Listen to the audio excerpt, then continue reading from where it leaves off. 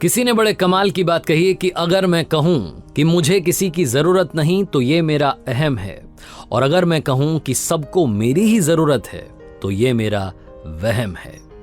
Hi guys, मेरा नाम है आरजे कार्तिक। एक छोटी सी कहानी, बहुत ही सुंदर सी कहानी। 12 साल का एक लड़का जो अपनी कंट्री का सबसे तेज रनर बनना चाहता था, ओलंपिक्स में जाने का सपना देखता था। छोटा सा बच्चा, बहुत ही पैशनेट था अपने ड्रीम को लेकर के।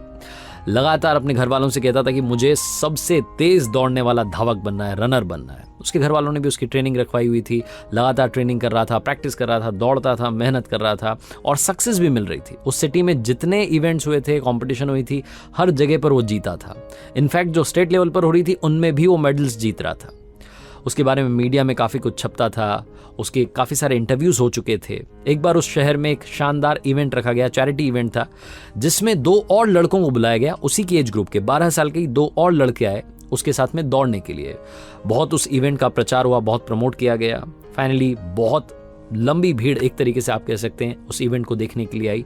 बहुत सारी भीड़ में एक ऐसे व्यक्ति आए थे जो बहुत विद्वान थे, उस सिटी के रेनाउंड प्रोफेसर थे, बूढ़े प्रोफेसर साहब, जो आकर के बैठे आगे वाली सीट पर।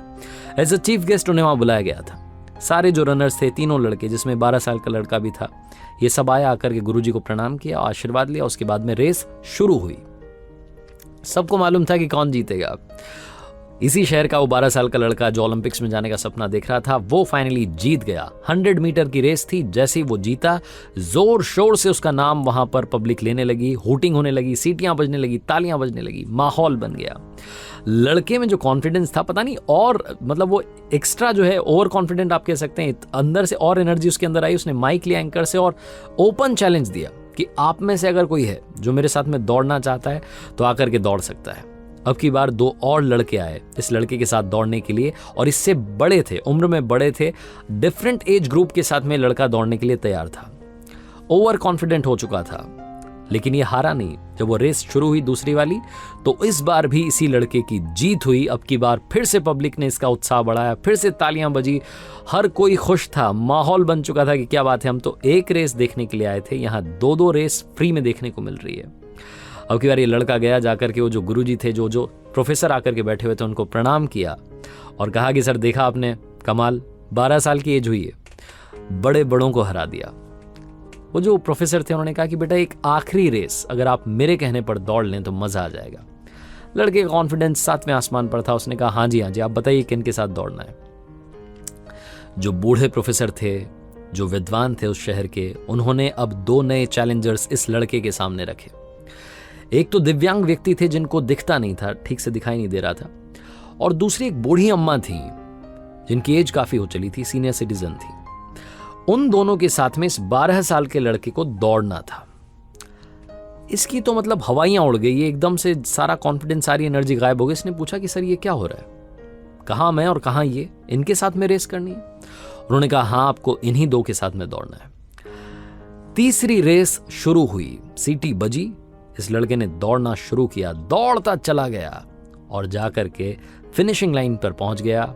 लेकिन अब की बार किसी ने भी सीटी नहीं बजाई। स्टेडियम में सन्नाटा था। वो जो सारी भीड़ आई थी, इतने सारे लोग आए थे, चुपचाप बैठे थे। इस लड़के ने पीछे मुड़ करके देखा, वो जो 2 साथ में इसके दौड़ने वाले थे, जो 2 खिलाड़ी थे, 2 चैलेंजर थे, जिनमें से एक दिव्यांग थे जिन्हें दिखाई नहीं दे रहा था, और दूसरी वो बूढ़ी अम्मा थी, सीनियर सिटीजन थी, वो दोनों वहीं के वहीं खड़े थे।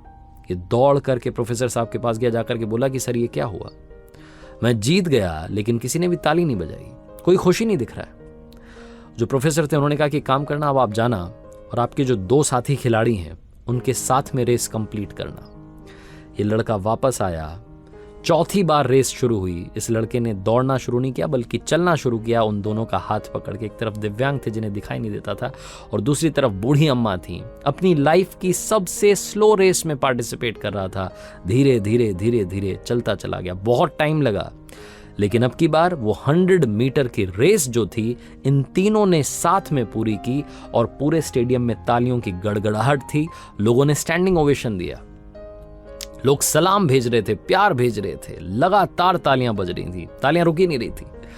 लड़का दौड़ के आया प्रोफेसर साहब के पास में और पूछा कि सर, बस एक बात बता दीजिए, अब की बार किसके लिए तालियां बज रही हैं, हम तीनों में से किसके लिए तालियां बजाई जा रही हैं? प्रोफेसर ने कहा कि अब की बार तालियां विनर के लिए नहीं बजाई जा रही हैं, ये इस रेस के लिए बजाई जा रही हैं जो शानदार तरीके से पूरी हुई है। आज जो तुमने जीता है लोगों का दिल, ये रेस तुम्हारी लाइफ की सबसे यादगार होगी। छोटी सी कहानी है लेकिन आपको और हमें बता रही है कि ये जो रेस है ये लाइफ वाली रेस है। हम सब चाहते हैं सक्सेसफुल होना, हम सब चाहते हैं कि सबसे आगे मेरा नाम हो, सबसे ज्यादा पैसा, सबसे ज्यादा बड़ा नाम, सबसे ज्यादा पॉपुलैरिटी मेरे पास हो। लेकिन हम भूल जाते हैं कि इस रेस में दौड़ते दौड़ते दौड़ते जब हम फिनिशिंग लाइन तक पहुंच जाते हैं सबसे आगे, तो हमारे पीछे कोई नहीं होता है, वो सारे उधर स्टार्टिंग लाइन पर खड़े हुए हैं। इस जिंदगी की रेस को अगर आप दौड़ना चाहते हैं तो ये मैटर नहीं करता है कि आप जीत रहे हैं, बल्कि ये मैटर करता है कि आपने किस तरीके से इस रेस को कंप्लीट की है।